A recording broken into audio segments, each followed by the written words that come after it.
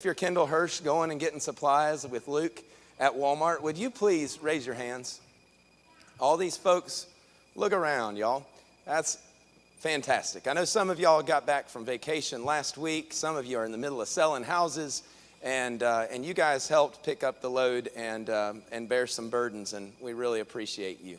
But we have some visitors. We're glad that you're here tonight. Kids who are visiting, adults who are visiting. I came back from Pensacola this morning, and the church at Pensacola is doing some really good things, but one thing they're not doing this year is VBS. VBS is still one of those things that some churches are not doing because of COVID, and we're very fortunate because of the improved health of the folks around here that we can do this. So, all that to say, we're going to spend some time, sing some songs, introduce the theme of the week, and then we're going to go ahead and dismiss by classes to our Bible classes. Does anybody know how long VBS is going this week? Kids, what day is the last day of VBS? Anybody? Oh, Declan? I don't know. You don't know? Oh, man, that's okay. He said I shouldn't have said anything. All right, what day is it? Thursday. Excellent job, Tucker. Thursday. So we have 5 days of VBS, so there are 5 of those things down at the bottom of that screen up there. What are those? What are doors? All right, we're going to learn about some doors this week. Our theme is Doors of the Bible, and every door is a gift from God.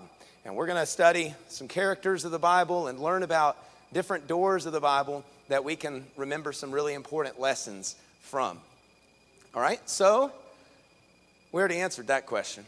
That's a door. Do you guys have a door in your house? If not, you probably got some bugs and rodents and animals that like to come in your house, right? Yeah, you got some of those? Eli. Yeah, so, a lot of doors. What do doors do? Anybody? Yes. They open and close. That's good. If they don't do that, you got to get dad or mom or grandpa or somebody to help fix that problem, right? What else do doors do? Anybody? What else do doors do? Anybody? All right, well, we're gonna think about that a little bit more. There's a little bit more than just opening and closing. They create opportunities when we go through them. Think about if there's a big old surprise party on the other side of a door. Is that an exciting door to go through? It depends who's there. Yeah, it's an exciting time. So we get to sing songs sometimes when you go through doors and see some of your favorite people. What is that thing up on the screen? Sir, that is the ark. Did you know they had cameras back then? That's the real deal right there. That is a replica of Noah's Ark. We talked about that some last year, and tonight our study is going to be a little bit based on Noah's Ark, but not every night this week is going to be on the ark, right? So that right there, let's play the Is That the Door. Is that the door to Noah's Ark? No, you don't think so? What do you think that's a door to? Anybody? What do you think? Yes. An airplane. Anybody agree? Who disagrees? Raise your hand. Lucas? It's a helicopter. There it is. All right. Is that the door to Noah's Ark? Is that it? That's a really bright red. What do you think that is? Anybody guess? It's a car? Is it a cool car? Is that your grandma's car? Okay. All right.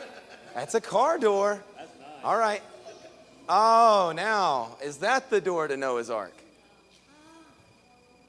Anybody say yes? What's it made out of? You think that's a metal? What was Noah's Ark made out of? Gopher wood. Good. So that's not Noah's Ark's door? I couldn't fool you. That's a garage. So, is that Noah's Ark's door? Anybody? Thumbs up, thumbs down. Give me what you think. Thumbs down. You guys have thumbs? All right. Somewhere in between. Okay, here it is. Oh, looky there, all right? We don't know exactly if it came down like that, but that's the way we see it a lot on some of these representations of it. Now, there might be an addition to, there's actually something quite interesting that you guys might notice about the ark that's up on the stage. Is its door open? Is there anybody in there? Somebody do I have a volunteer? You're a volunteer. You don't want to? Lauren told you not to? What kind of friend is that? What if there's money behind it? We have a volunteer. We're having Eric being volunteered. Jude, would you like to go up? All right. Okay, let's go see. You got to walk this way. You got to walk the line. See if you can open the door to Noah's Ark. I expect you to walk right on through. All right, open that up. Go ahead. Oh, look who we found. Look who's here. Noah.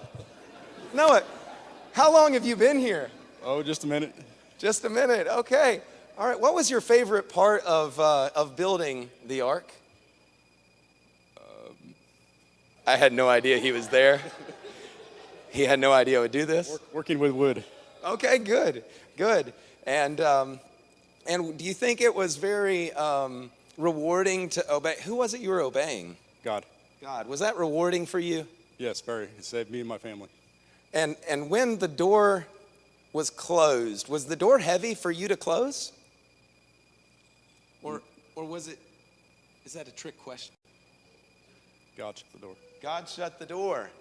God shut the door. That's pretty fascinating, isn't it? When you guys go to class tonight, thank you, Mr. Noah. Did you have other duties that I don't know about? We're good. Okay.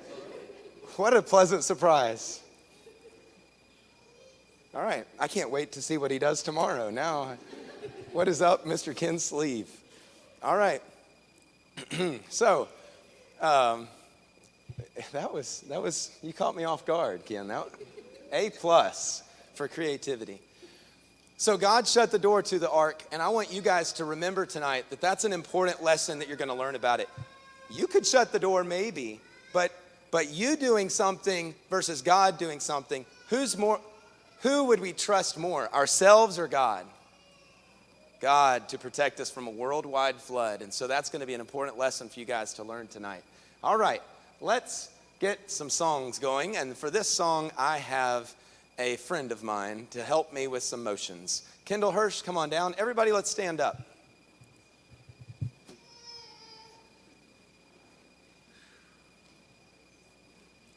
Adults, sorry. If you are new here, generally the adults may or may not, if as much as you feel comfortable in participating, you're welcome to. This is laid back. This is not our worship service. And so you're welcome to participate as much as you would like to. We all can have some fun. So you'll kind of get used to how this works. I am not coordinated. Kendall Hirsch is. So I'm going to sing while he tries to lead you guys in the sign language that goes along with this. Ready? I've got peace like a river, I've got peace like a river, I've got peace like a river in my soul. I've got peace like a river, I've got peace like a river, I've got peace like a river in my soul. I've got love like an ocean, I've got love like an ocean, I've got love like an ocean in my soul. I've got love like an ocean, I've got love like an ocean, I've got love like an ocean in my soul. I've got joy like a fountain, I've got joy like a fountain, I've got joy like a fountain in my soul. I've got joy like a fountain, I've got joy like a fountain, I've got joy like a fountain in my soul. I've got peace like a river, I've got love like an ocean, I've got joy like a fountain in my soul.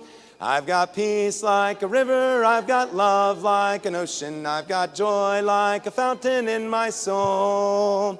All right, we'll stand up still on this one if you don't mind. You can't roll the gospel chariot sitting down too well. So, y'all ready with your rollers? All right, here we go. Roll the gospel chariot along. Roll the gospel chariot along. Roll the gospel chariot along, and we won't tag along behind. If a sister's in the way, we will stop and pick her up. If a sister's in the way, we will stop and pick her up. If a sister's in the way, we will stop and pick her up, and we won't tag along behind. If a brother's in the way, we will stop and pick him up. If a brother's in the way, we will stop and pick him up. If a brother's in the way, we will stop and pick him up, and we won't tag along behind. Good job. All right, you guys can have a seat if you'd like. The Bible, yes, that's the book for me. I stand alone on the Word of God. The Bible, the Bible, yes, that's the book for me. I read and learn and then obey. The Bible. All right, we had a little bit of an interview with this fella, so we're gonna sing about him for just a second, okay? Give me an animal. I need an animal. Kendall. I don't need that animal because I don't know the mongoose's sound. A horse I can do, all right? What does a horse sound like, younger kids? Can anybody help me? Neigh. That's right. Very good. I need you guys to be able to sing out your neighs, okay? I mean, you can neigh. Good old neighs, all right? Here we go. Good old Noah built the ark like God told him to, and on the ark he had some horses like God told him to, with a neigh neigh here and a neigh neigh there, here a neigh, there a neigh, everywhere a neigh neigh. Good old Noah built the ark like God told him to. Another animal. You've got a lot of animals. All right, hold on. Hold on to your animals. Hold your horses. Yes. A duck. All right, and what does the duck say? Quack, quack. Good job. All right. One time practice. I can't hear the quack quacks. Let me hear a quack. Good quacking. All right. Mr. Eric, excellent quacking. Good old Noah built an ark like God told him to, and on the ark he had some ducks like God told him to. And a quack, quack there, here a quack, there a quack, everywhere a quack, quack. Good old Noah built the ark like God told him to. One more animal.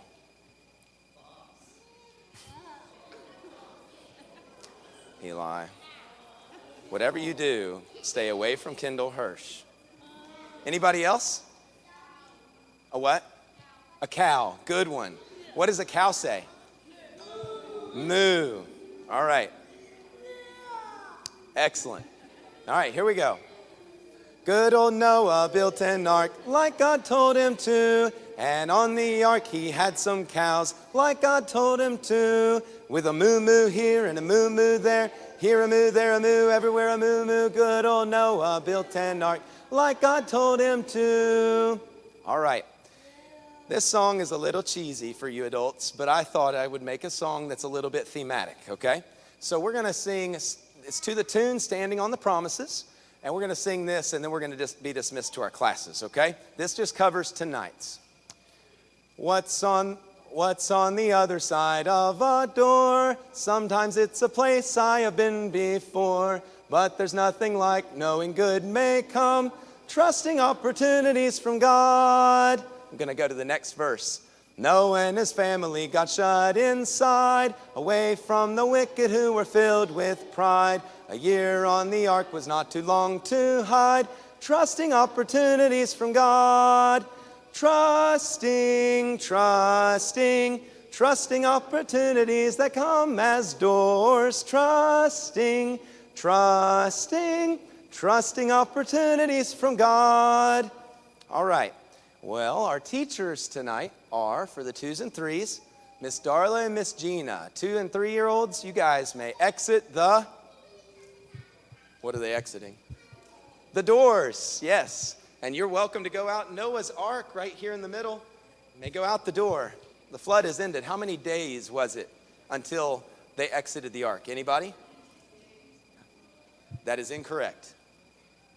Anybody?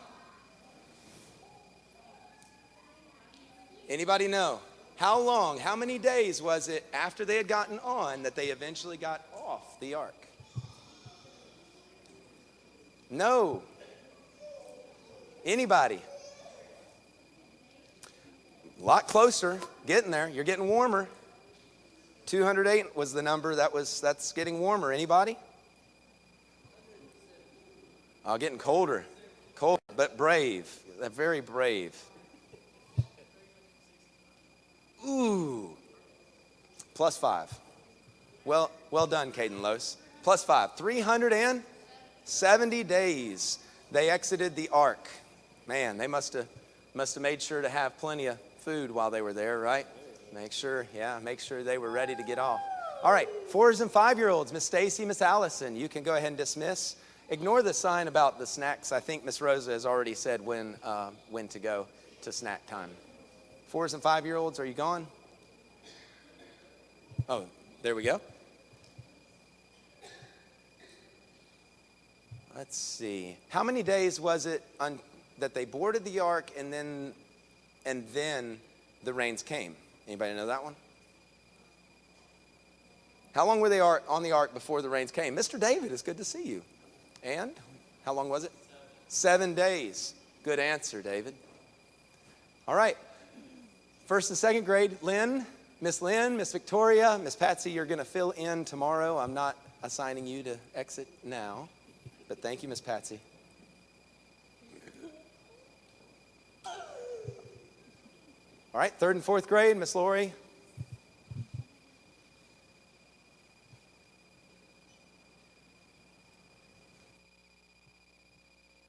And 5th and 6th grade, Miss Natalie.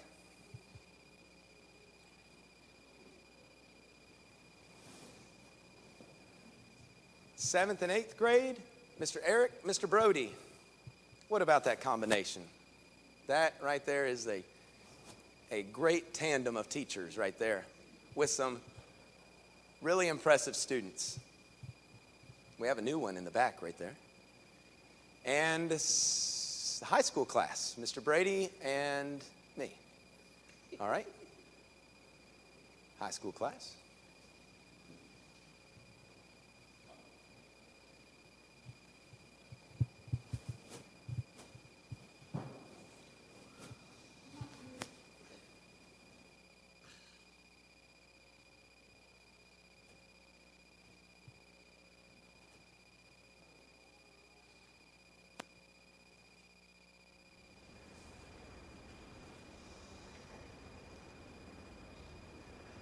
Adults, of course, Brother Daniel Webster will be speaking to us today. If y'all want to come forward or whatever you want to do, if you're more comfortable sitting up here, that's fine. Brother Daniel, he'll give you a few minutes to get in space, but Daniel, come speak to us, okay, sir?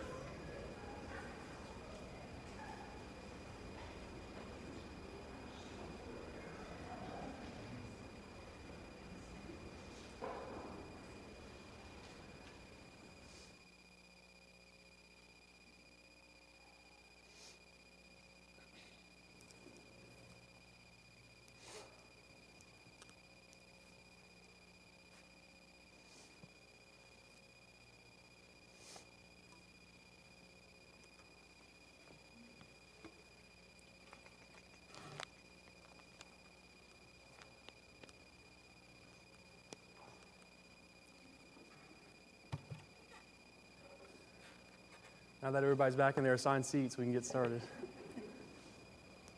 I don't know if most of y'all probably never picked this up. This thing is made of rock. This thing is at least 100 pounds. Y'all just need to know that. All right, so tonight we're beginning a study that I've entitled Armed. It's a study of what are called apologetics, right? I know most of you have heard that term before. Look at 1 Peter chapter 3, verse 15. Any study of apologetics pretty much has to begin here. 1 Peter chapter 3 and verse 15. Talking about being armed in the, like I kind of mentioned briefly this morning, in the intellectual side of our faith. We want to be able to defend our faith, not in a the weapons on the screen might give the wrong impression, right? We're not trying to fight people, to be antagonistic to people, but we want to be able to defend our faith in a kind, and as we're about to see in 1 Peter 3, verse 15, the way we're supposed to defend it. But we need to be able to defend it to people who would question why we believe what we believe. So in 1 Peter chapter 3, verse 15, Peter says, "But sanctify the Lord God in your hearts, and always be ready to give a defense to everyone who asks you a reason for the hope that is in you, with meekness and fear." So the Greek word translated defense, give a defense, is the Greek word apologia. That's where we get our English word apologetics. So the idea is to be able to give a defense, right? Like it's translated right here. It's to be able to tell people why we believe what we believe. And then obviously at the end of the verse, with meekness and fear, with gentleness and respect. So that's how we're supposed to defend our faith. That's the manner. And this week we're going to talk about the content, different content that we need to be able to talk to people about on an intellectual, informed level. So just kind of give a synopsis or an overview of where we're going this week. Tonight and tomorrow night, we're asking the question, does God actually exist? Now we're phrasing it like this because as much as we can, I want us to approach this study in an unbiased way. I know obviously everybody in here is probably believes in God, right? That's why you're in a church building on a Sunday night. But as much as we can, I want us to approach this in an unbiased way, to look at the evidence and to make up our minds for ourselves on whether or not God exists. If you haven't already done that before, to examine the evidence and to make up your mind. Because if we actually honestly examine the evidence and make up our minds, that's going to make it a lot easier, right? When we tell to other people about our faith, it's going to make it a lot easier to defend our faith because we actually know the reasons why. So anyway, tonight, tomorrow night, we're asking the question, does God exist? And I was thinking this afternoon, I think I should have flipped these words, powerful and convincing. I think convincing should be for tonight. The two arguments that we're talking about tonight are the two most convincing because they're the two most logically sound arguments, in my opinion. The two arguments we're talking about tonight are the two most logically sound arguments. Then the argument that we're talking about tomorrow night is really the most powerful. So this is the argument that when you're talking with people who you know, who maybe don't believe in God, or kind of are questioning it, the argument we're going to talk about tomorrow night is the argument that's really is going to convince more people who aren't in like professors, stuff like that. If you're talking to professors, the two we're talking to tonight are going to work better with them. But tomorrow night is going to work really well for like your friends, people who you just know. So, and I'll explain more about that as we go along. But anyway, the two arguments that we're talking about tonight, in my opinion, are the most convincing arguments that God exists. So that's kind of where we're going tonight. Tomorrow night, Tuesday night, we're asking the question, is the Bible from God? And that's what we're going to examine it from, hopefully an unbiased standpoint, try to figure out what the evidence seems to point to on whether or not this book that we have, right, is actually not from man. It's really a cool thought when you think about it. But anyways, that's where we're going on Tuesday night.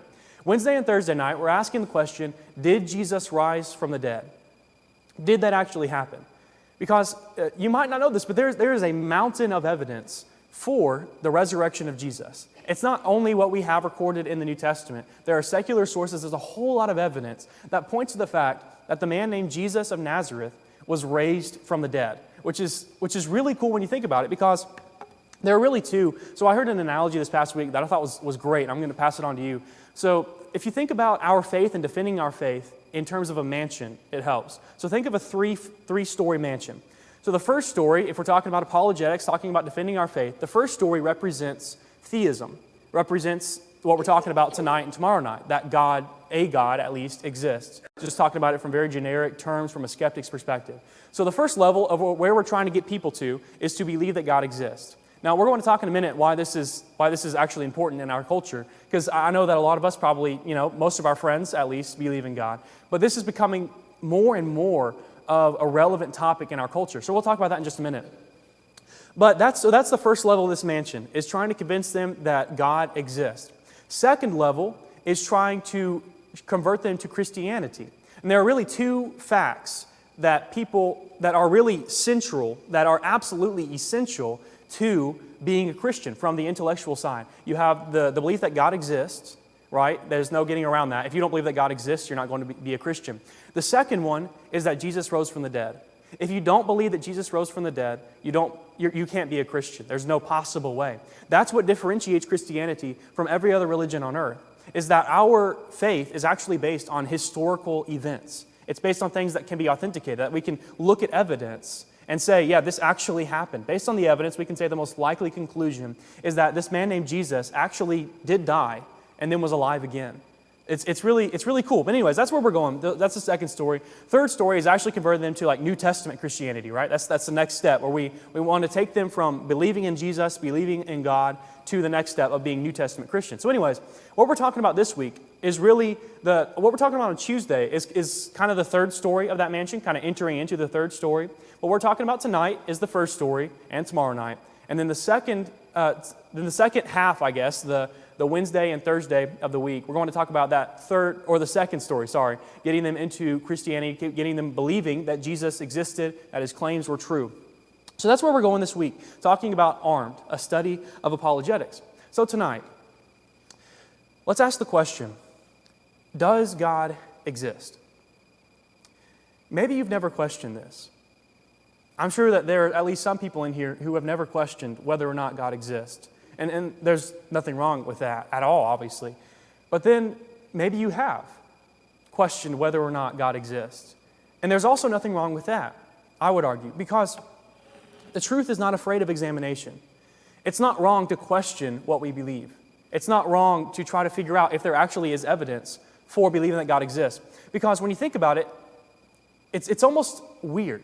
If you're trying to come at it from an unbiased perspective, it's almost weird that we all, right, and billions of people on earth believe in this being, the existence of this being that none of us have ever seen, heard, smelled, touched, tasted.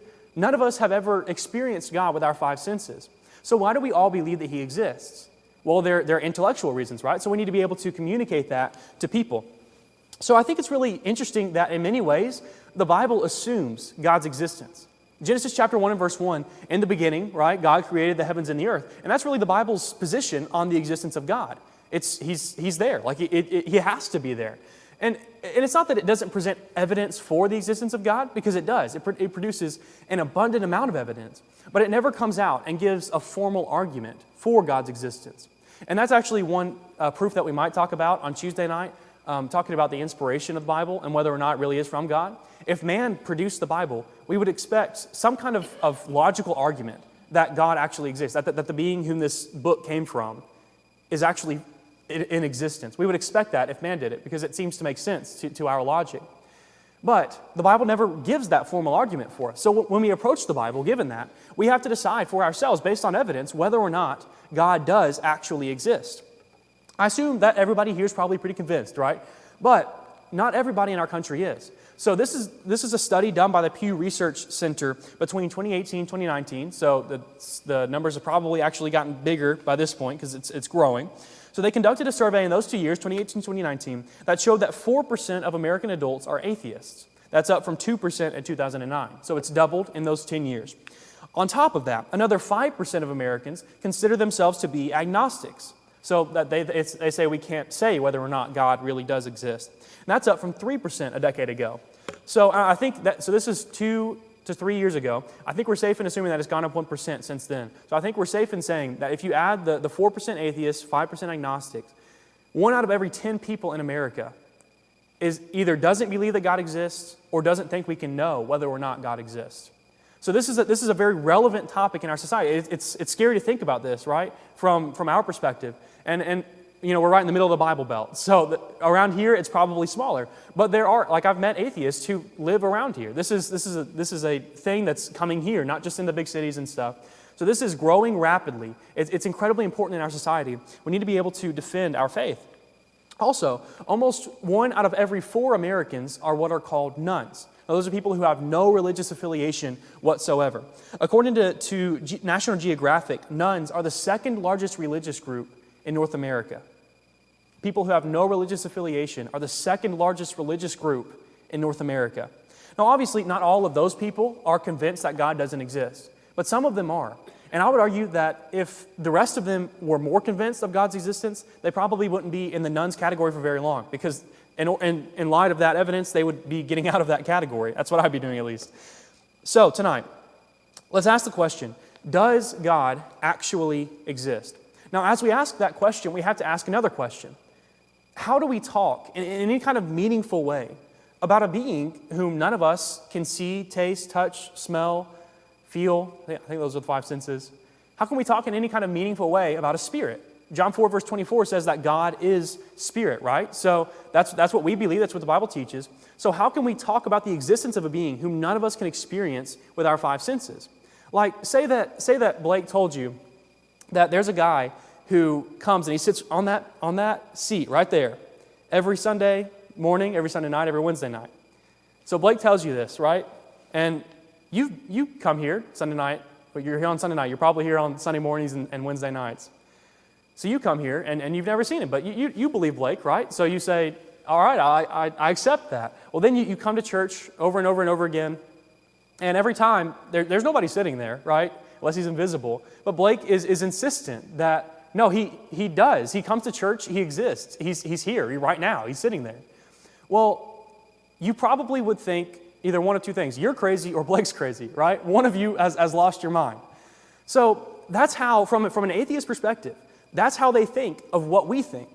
They think, why would you believe in a being whom you have no real life evidence in their mind that he exists? So why would you believe that he exists?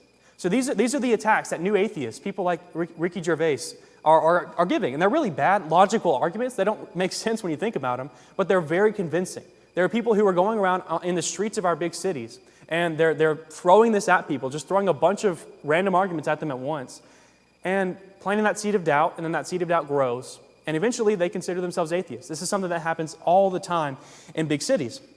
So how do we talk in any kind of meaningful way, or prove in any kind of meaningful way that God exists? That this being whom none of us have experienced with our five senses does actually exist? Well, the best way, or maybe the only way that I know of, right, is we start with what we do know and work to that. Because this is what we do with just about any argument. We start with what we do know, and then we work forward from that to what we don't know. And if we can draw these conclusions based on what we do know, then we can say that God does exist. So we're going to discuss, like I said, 3 arguments between tonight and tomorrow night.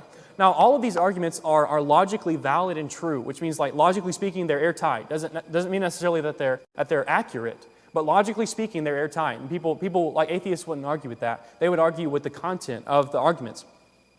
So anyway, what we're going to do is kind of combine, come up with a cumulative case, like a lawyer. If a lawyer is trying to prove that his client is guilty, he's not going to take one piece of data and say, hey, this at least if he can get more pieces of data. He's not going to take one piece of data and say, well, he's guilty. Or I guess his client would be innocent, right? Anyway, say he's trying to make people think that his client is innocent. He's not going to take one piece of data and say this proves it, if he can get more pieces of data. And he's not going to take one witness and say that this one witness proves that my client is innocent. No, he's going to get independent data. He's going to get independent sources, if he can, who will come and testify that his client really is innocent, that they didn't do what they're being accused of. So that's what we're going to do, or try to, right? We're going to take these independent sources, this independent data, and try to combine them into a cumulative case. Now, I think that they all stand alone just fine. Like, logically speaking, they're just fine alone. But if we can combine them all together, we make a stronger cumulative case. So what we're doing tonight is looking at the first 2 arguments. And hopefully we can combine all 3 of these arguments to the conclusion that the most logical conclusion is that God really does exist and that He created our universe. So that's where we're going. Let's start with the first argument. Number 1, it's the argument from cause and effect. This is what's called the cosmological argument. You probably heard that word, right? Cosmological argument. The word cosmological comes from cosmos and logic. So cosmos meaning universe, and logic meaning making sense of things. So this is making sense of the universe and how it got here. It's the argument from cause and effect. So with these arguments, we're going to ask a question to begin them. So the question for this one is, where did all of this come from? Where did all of this come from? Have you ever wondered that? Like, where did all of this come from? Like, why is this all here instead of just nothing?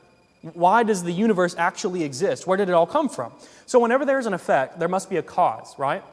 So I'm going to get Clara in this week as much as I possibly am. I'm going to mention her because she's my buddy. So that's Rosa's daughter, if you didn't know. So if Clara starts jumping up and down in this auditorium as aggressively as she can, this building isn't going to fall down, right?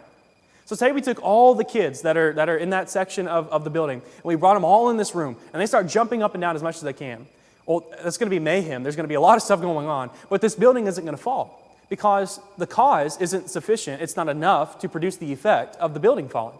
Now, on the other hand, if in a couple minutes you hear Robert down here snoring, you know that there was a cause that produced that effect, right? It was equal to or greater than the effect. It was sufficient, it was enough to create that effect. So whenever there is an effect, there must be a cause. Now, this is a biblical principle. Hebrews chapter 3 and verse 4, for every house is built by someone, but he who built all things is God. So that's cause and effect. Somebody had to build all things. The effect, that is the effect. The cause is God. That's the Bible's argument. So tonight, with this argument, we're asking the question, what is the cause of our universe? Now, our automatic answer is what Hebrews chapter 3 verse 4 says. It's that God is the cause, right? And that's Genesis 1 verse 1. In the beginning, God created the heavens and the earth. So that's our automatic answer. But is it the truth? So that's what we're asking tonight. And with this first argument, we have a syllogism. So the most, if you've ever taken a course in logic or anything like that, the most popular syllogism, like example syllogism, is all men are mortal. Socrates is a man, therefore Socrates is mortal. So that's a syllogism. You take two truths and draw a conclusion from them. So that's what we're doing with these arguments tonight. This first argument, the syllogism is, whatever begins to exist has a cause.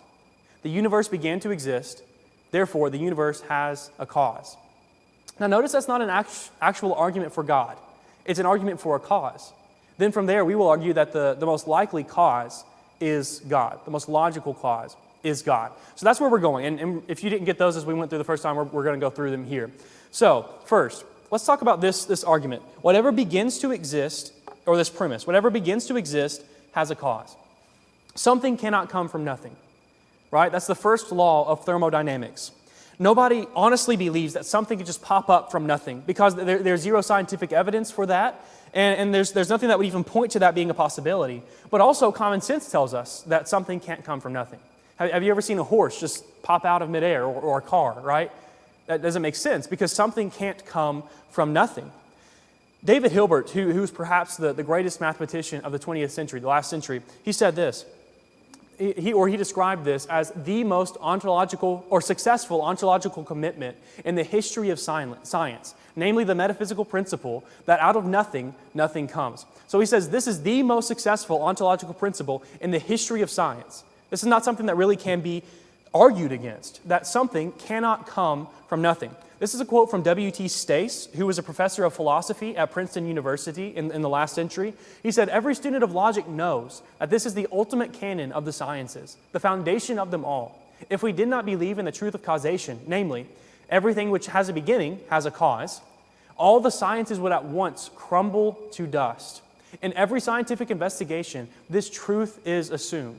So as we approach this argument, we have to build it on solid evidence, right? And solid evidence is that whatever begins to exist has a cause. This is a quote from the McGraw-Hill Dictionary. So I'm just showing this is a universally accepted premise.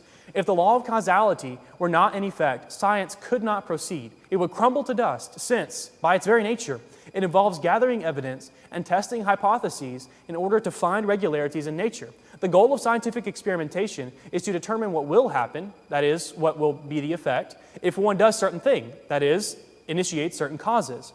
If there were no relationship between cause and effect, then nothing could be taken for granted. There will be no such thing as a scientific law, since there will be no such thing as a regularity, which is fundamental to the definition of a law of science. So what does all that mean? Well, it means that, I guess I should step back and say, we're not using the Bible to prove that God exists, right? Because people that we're talking to are not going to accept biblical evidence that God exists unless it's also logical evidence. So what we're doing is using these logical arguments to try to show that God does exist, that that's the most logical conclusion. So in this, we're taking these secular sources, these people who don't believe in God, at least some of them who we're going to talk about tonight don't believe in God, but they're admitting certain things that we're meeting them where they are to take them to where we believe that they should be, where we believe that evidence should take them.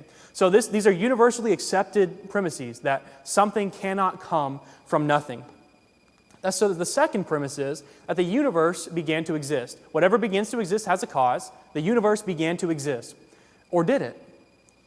Some atheists would say that it actually didn't. This is a quote from Bertrand Russell, who's maybe one of the most famous philosophers of the last century. The universe is just there, and that's all. So that's what some atheists would argue. that the universe is actually past eternal, that it didn't have a beginning at any point in space or time, that it just has always existed in some form. So that's what atheists will argue, at least some of them. So what does the evidence say about that?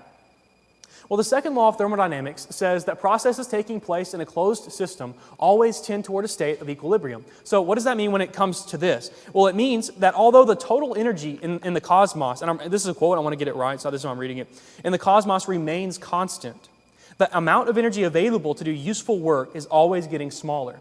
So if the universe has been here forever, if the universe was eternal, it would have run out of usable energy by now. We wouldn't be able to move. Like nothing would be able to exist. But since the amount of usable energy is still decreasing, that means, therefore, that there must have been a point when that clock began ticking.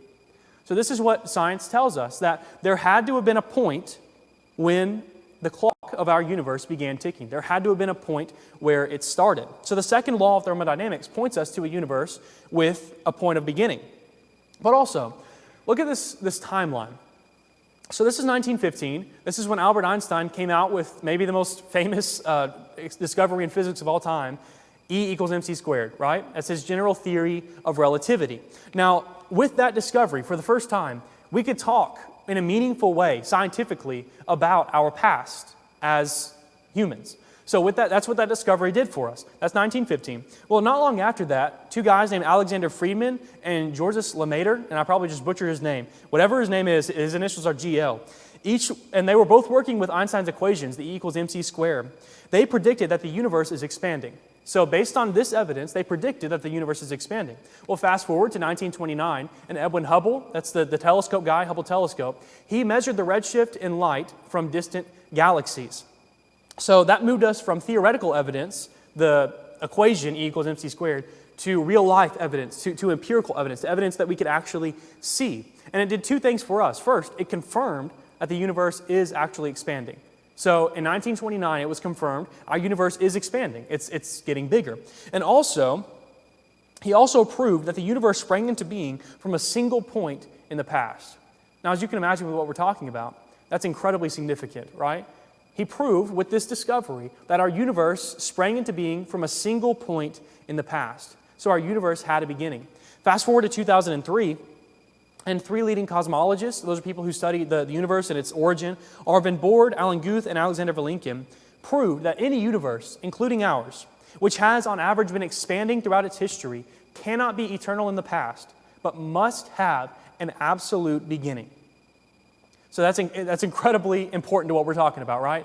Our universe is expanding, and since it is expanding, it cannot have been eternal, because there would be no limit on how big it is. It doesn't make logical sense, but they proved it scientifically. And this even applies to a multiverse, which we're going to talk about in just a minute, because that's the popular theory right now. So that's the timeline. And Vilenkin, he's one of the three cosmologists that made this discovery in 2003. He pulled no punches. He said, "It is said that an argument is what convinces reasonable men, and a proof is what it takes to convince even an unreasonable man. With the proof now in place, cosmologists can no longer hide behind a past eternal universe. There is no escape. They have to face the problem of a cosmic beginning." So any scientific model of the history of our universe that makes any sense has to start at a definite point in time. So, based on those two premises, right? Whatever begins to exist has a cause. The universe began to exist. We can say, logically speaking, therefore, the universe has a cause. The universe can't have caused itself, right? It had a beginning, and something can't come from nothing. So it can't have caused itself. So there must have been somebody outside of our universe, outside of our space-time universe, that created the universe, that caused the universe. So its cause must be outside the space-time universe, and this cause must have some different characteristics. It must be spaceless, timeless, immaterial, uncaused, and unimaginably powerful. It must be spaceless because it created space. It must be timeless because it created time. It must be immaterial because it created immaterial, and it must be uncaused because it caused everything else, and it must be unimaginably powerful because, look around, right? Something had to cause all of this, and if it did that, it must be unimaginably powerful. Now, lastly, there's another characteristic, and I would argue that this may be the most important one, at least for our discussion tonight. This cause must have been someone. It had to be an individual. It had to be personal. If it were just that the conditions were right at one specific time and bang, there's just a universe that just pops out of nowhere just because the conditions were right, then the cause could never exist without its effect. If it were just an impersonal conditions that did this, then once the impersonal conditions are in place, then the effect also has to be in place. For example, the cause of water's freezing is temperatures below freezing, right? So that's what causes water to freeze. That's the cause that produces that effect. Say there was a place where the temperature had been below freezing for eternity. Any water that's in that place must also have been frozen from eternity, right? Because you can't have a cause without its effect if it's impersonal. So it would also be it'd be impossible to say that that water began to freeze at a certain point in time. As long as the freezing temperatures are there, as long as the cause is there, then the effect must also be in place. The water must be frozen. So the only way for a cause to be eternal, because we have to have something that's timeless, right? This cause has to be timeless. The only way for this cause to be timeless and still at a certain point in time initiate the creation of the universe, or the causing of the universe, is this cause must be a person with free will. That's the only possible way. It has to be a person with free will. They must be able to make decisions for themselves. Because if the cause is a person with free will, then that being can decide to create a new effect whenever it wants. For example, say that a man has been sitting down for eternity. Just a thought exercise. Say a man's been sitting down for eternity. Now that man, if he has free will, can choose to stand up at a certain point in time, right? So that's because he has free will. That he can choose, this is an eternal cause producing a non-eternal effect. A timeless cause producing an effect that is in time. So this man's been sitting for eternity, and he stands up at a specific point in time because he has free will. So the cause of the universe has to have free will. It has to be a person who can choose to do something. So the cause of the universe must be spaceless, timeless, immaterial, uncaused, and unimaginably powerful. It must be personal.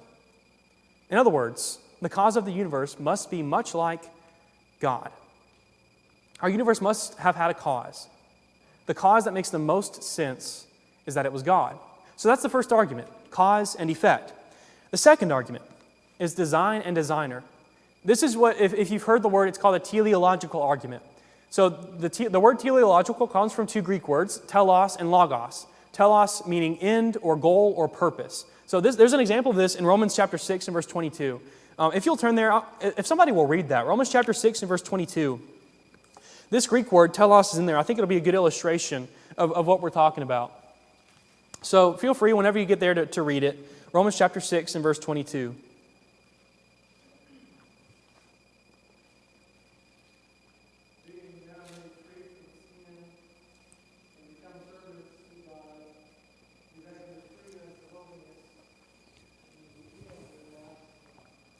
Thanks, Dad. Appreciate the assist there. So Romans chapter 6, verse 22. The word telos is toward the end of that verse. It's the word translated end. So the goal of our being set free from sin and having been slaves to God and producing fruit to holiness, the goal of that, the purpose of that, the end of that is eternal life. Or everlasting life. So that's the goal. That's the telos. So that's the first part. And then logos is the Greek word which means word. So it's the Greek word that means word, logos. And it came to mean reason, or the art of reason, because you use words when you reason. So you put these words together, telos, purpose, end, goal, logos, the art of reason, and you get teleological. You get us reasoning through the end. From the end, reasoning through, trying to understand how we got to where we are. So this is the teleological argument. It's the argument from design and designer. Now turn to Psalm chapter 19.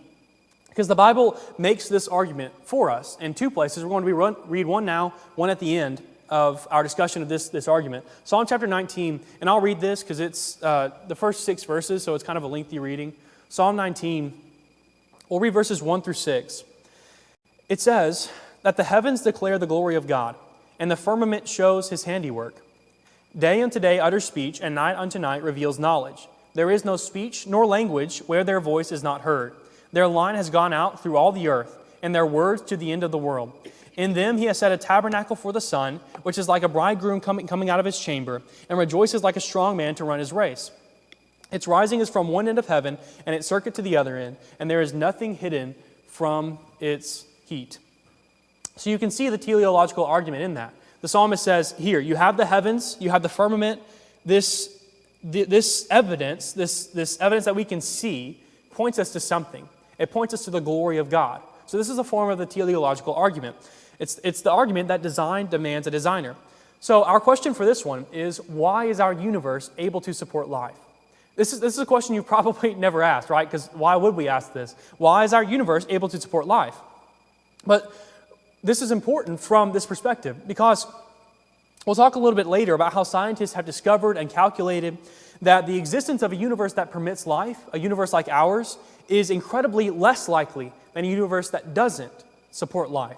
So if all of this is just happening by chance and random happenings, then it's incredibly unlikely that a universe will be able to support life at all, much less, like our universe, be able to support human life, in addition to plants, animals, all kinds of life. So in a universe like that, a universe like ours, is just ridiculously unlikely if it's just happening by chance. Now, the teleological argument, at least the form of this argument that we're talking about tonight, isn't so much about the design of our world and our bodies as it is about the design of our universe. So that's the classical form of this argument, that arguing from our bodies and from our world, that we see design in our bodies, we see design in our world, therefore somebody had to design that. So that's the classical form of the argument. But tonight, we're focusing more on our universe and less on our world, because our question is whether or not God created the universe. And that includes, obviously, everything in it, so it includes the earth, but especially our universe on a broad scale. But we could zoom in, right, and look at our universe and our world, look at things like Jupiter and how we need that as like a vacuum cleaner to take away asteroids and meteors and comets, stuff like that, like what we talked about this morning. So Jupiter acts as like a vacuum cleaner in our universe to take that stuff away from just pummeling our planet. We need to have the moon to take the tides, right? So there are all kinds of things in our galaxy, in our solar system, and in our planet that are incredibly intricate. But tonight, we're going to focus more on what actually happened at the beginning of the universe, because it's the foundation for all of those other things. If what we're talking about tonight is true, then all of those arguments just add layers on top of this argument. This is the foundation for them all. All right, so let's get our bearings. We're asking the question, does God exist, right? And what we're doing is we're working backwards from what we do know. So we just looked at the cosmological argument, and that says that we know that our universe exists because we're existing within it. We know it had to have a beginning because all the evidence points to it having a beginning. And so we know that something had to cause that beginning. And the most logical conclusion is that that something is God. So that's the cosmological argument. The teleological argument, we're working backwards again. We already know that our universe exists, right? So what we're about to see is that it's amazing that it exists in a way that supports life. And the most logical conclusion to draw from those facts is that someone who is infinitely powerful and wise designed our universe in a way that would support life. So I want to travel all the way back to the very beginning of our universe to talk about what scientists call fine-tuning. So fine-tuning. This is not the same thing as design. Design is one possible explanation for the fine-tuning. But our universe is incredibly finely tuned. Now, what does that mean? Well, think about a guitar, right? We say that a guitar is in tune when its strings are at the right tightness to do what it's designed to do what it's supposed to do. So that's when we say a guitar is in tune. We say that it's finely tuned. So our universe is kind of like that. It's finely tuned. And we're talking about the fine-tuning of the universe in two different categories. And we're running out of time, so we won't go into detail about what these are, but they're the constants and quantities in our universe. So those are, you don't have to, I don't understand them. Okay, so you don't have to understand them to understand where this argument is going. But there are different constants and quantities in our universe. There are constants, things that don't change, that are related to the laws of nature.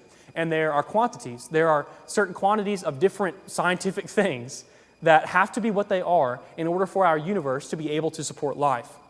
So that's where we're going with this. Now, all of those constants and quantities fall into a ridiculously narrow range of life-permitting values. If they were changed at all, in any way, then the balance that allows life to exist in our universe would be completely thrown off. So none of us, no kind of life, would be able to exist. Now, I'm about to dump a whole lot of numbers on you, okay? And I know that this has already been a lot of information, a lot of thinking. So I want to ask a favor of you. With these numbers, don't get lost in all the numbers because they're really big numbers.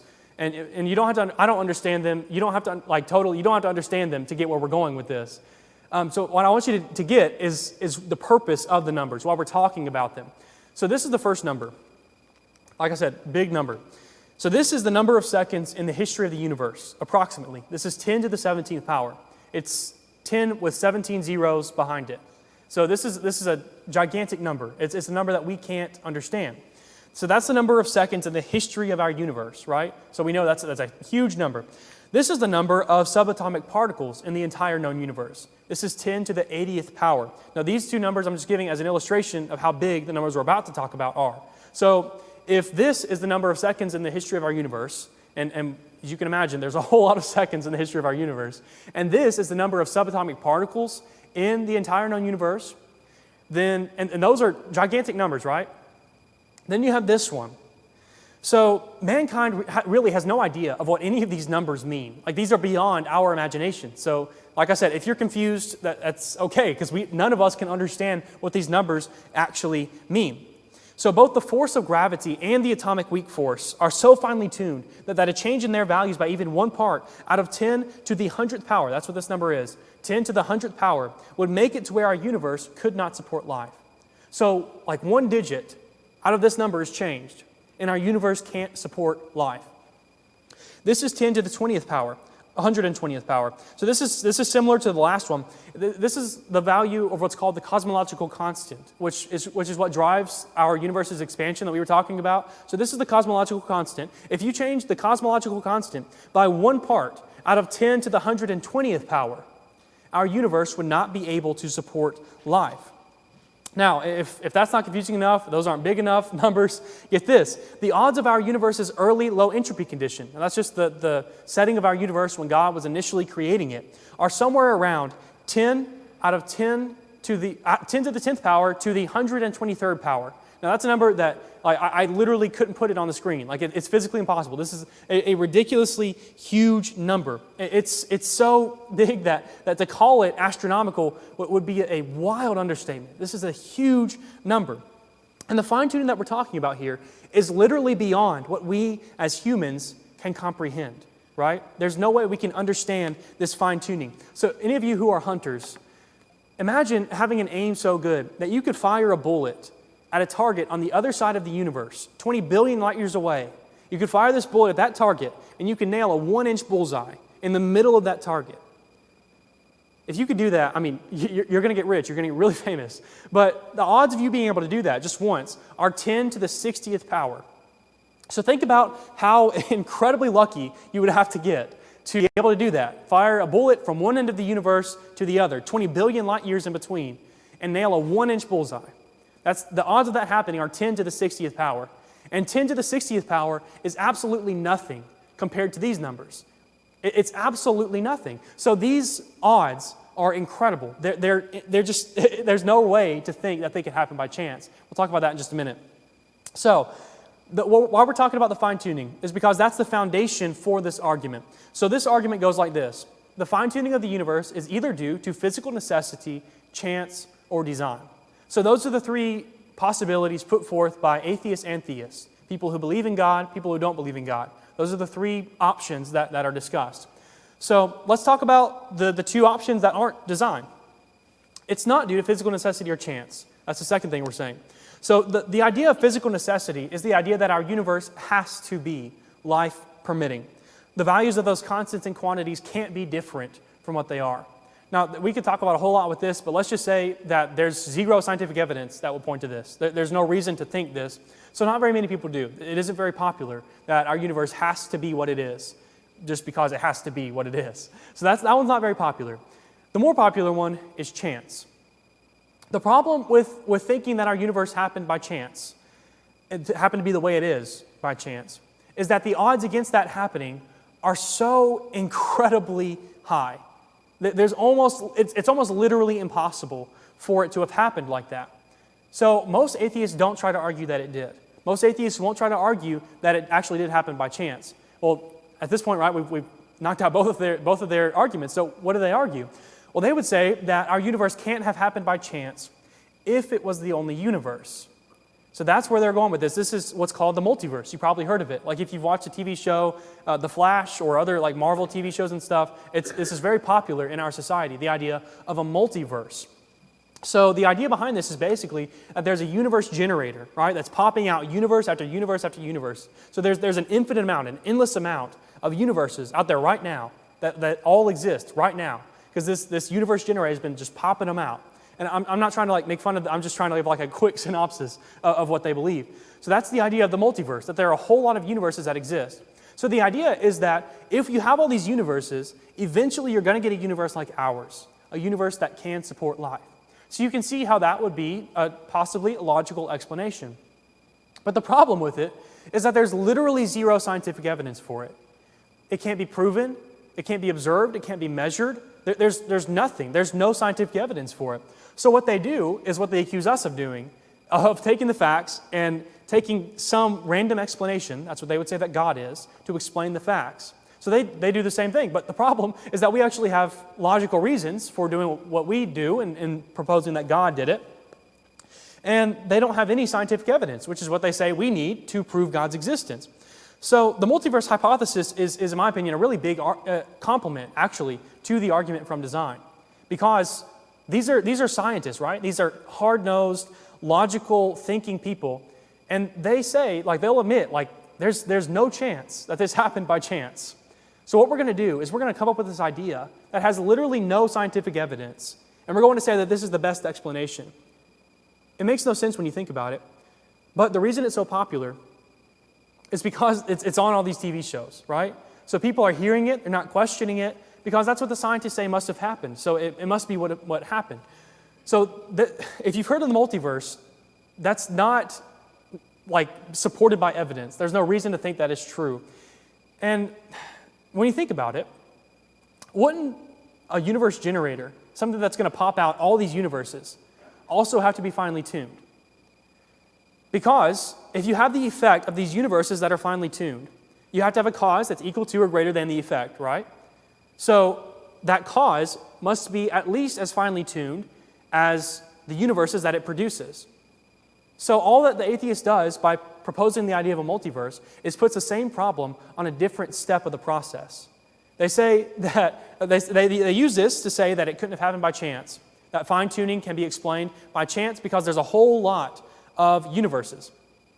Well, what created this, or what caused this thing that is causing all these universes? So there's a very logical problem with this. So anyway, our conclusion is that therefore it is due to design. Design demands a designer. Imagine that you're watching an archaeologist digging up a bunch of rocks, and they're shaped like tomahawks and arrowheads, and you walk up to this archaeologist and you say, aren't these cool rocks? And he says, yeah, isn't it awesome how these rocks just came to be shaped like this through natural processes? That this just happened. That water was running over them, and they all just happened to be shaped like tomahawks and arrowheads. Well, no, right? No archaeologist would say that, because there's an obvious explanation for the design that's there. There's an obvious explanation for why these rocks look the way that they do, and that is that somebody designed them. Now, it's the same way with the universe. The unbelievable complexity that we find at the beginning of our universe begs for an explanation, and intelligent design is the most logical explanation. This is a quote from Fred Hoyle, who's an astrophysicist and a cosmologist. He's a professor at Cambridge University. He's super smart guy. He says, a common sense interpretation of the fact suggests that a super intellect has monkeyed with physics. So that's what we're saying, and we wouldn't quite put it like that, but that a super intellect has monkeyed with physics. He went on to say, the numbers one calculates from the facts seem to me so overwhelming as to put this conclusion almost beyond question. Fred Hoyle, astrophysicist, professor at Cambridge University, he's looking at these facts, and he's saying there's no possible explanation other than intelligent design. Now, this is a quote from Paul Davies, who's a physicist who's won a bunch of awards for his work. He says, there is for me powerful evidence that there is something going on behind it all. It seems as though somebody has fine-tuned nature's numbers to make the universe. Let's end tonight by talking about Romans chapter 1, verses 18 to 23. Turn there with me if you will. Romans 1, verses 18 to 23. This is the other place in the Bible where the teleological argument seems to be put forth. Romans 1, 18 through 23. While you're turning there, I'll say this. To be reasonable is to be religious. And to be religious is to be reasonable. I'm going to try to say that every night because that's what we're trying to prove this week. That the most logical, the most reasonable position to take is that God exists, that He created the universe, and that He gave us the Bible. So that's what we're talking about this week. To be reasonable is to be religious. To be religious is to be reasonable. Look at Romans 1, verses 18 to 23.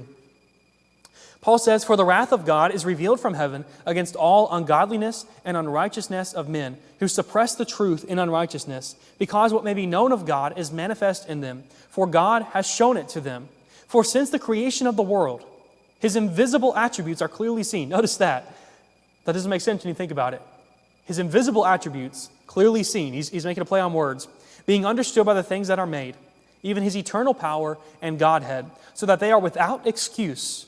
Because, although they knew God, they did not glorify Him as God, nor were thankful, but became futile in their thoughts, and their foolish hearts were darkened. Professing to be wise, they became fools, and changed the glory of the incorruptible God into an image made like corruptible man, and birds and four-footed animals and creeping things." Paul says, yes, there is an invisible God, right? And we can't see Him, we can't touch Him in all the other senses. We can't experience Him that way. But there is evidence that points us to His existence. He makes the teleological argument that points to God. So our time is up, I think, tonight. Yeah, about 7:45. Our time is up. But I hope that you've been able to get something from tonight. I know we talked about a lot of like heavy stuff all at once. So it's not the best forum to try to take all of this in at, I know. But hopefully you got something from tonight. Hopefully you got that to be religious is to be reasonable. And to be reasonable is to be religious. So tonight was the heaviest night of lifting that we're going to do. So if you're thinking about not coming back, this was the heaviest night of mental lifting. So come back and we'll talk about like some less, like, not numbers and all that kind of stuff. We'll talk about that later on in the week. But thank you so much for being here, and I guess we'll be dismissed.